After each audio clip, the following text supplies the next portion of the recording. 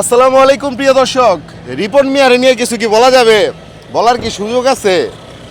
আচ্ছা কিছু বললি না হয় পরেরটা পরে দেখা যাবে।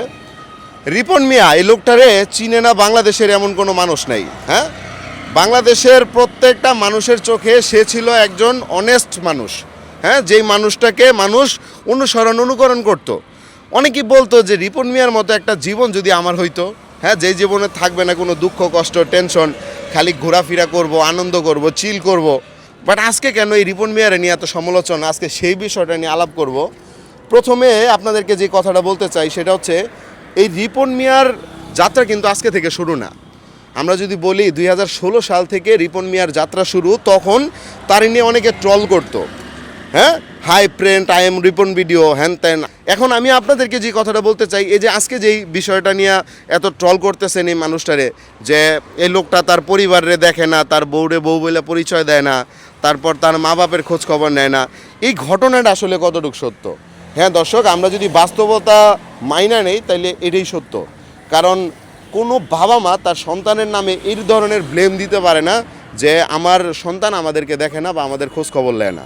ঠিক আছে, বাট এখানে আরেকটা বিষয় হচ্ছে, এই যে বউরে যে অস্বীকার করার যে বিষয়টা, এটা আসলে কিন্তু আমার কাছে অনেক খারাপ লাগছে।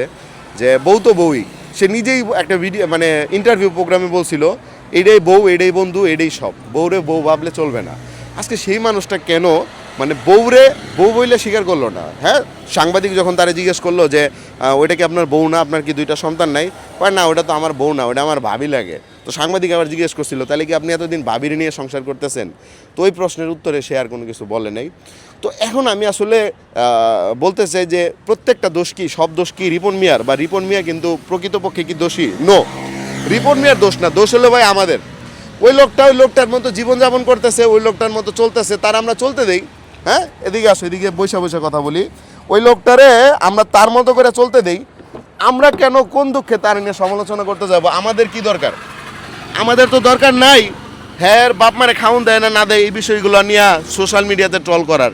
ভাই একটা বিষয় হচ্ছে কি, ওই লোকটা তো ভুল করছে, ঠিক আছে, ওই লোকটা ভুল করছে একটাই, সেটা হচ্ছে তার বাপ মারে সে নাকি হচ্ছে ভরণ পোষণ দেয় না। এখন এই কথাটার উপরে ভিত্তি করে যে আমরা সবাই তার নিয়ে ট্রল করতেছি, এই ট্রল করার সময় কি আমরা একটা কিছু ভাবতেছি না যে ওই লোকটা কোথায় থেকে আসছে? গ্যাস ওনার যে ফেসবুক পোস্টটা যে আমি রিপন মিয়া সাংবাদিক আমার বাসায় গিয়ে এটা সেটা করছে, আপনারা কি জানেন যে ওই পোস্টটা পর্যন্ত করার ক্ষমতা তার নাই?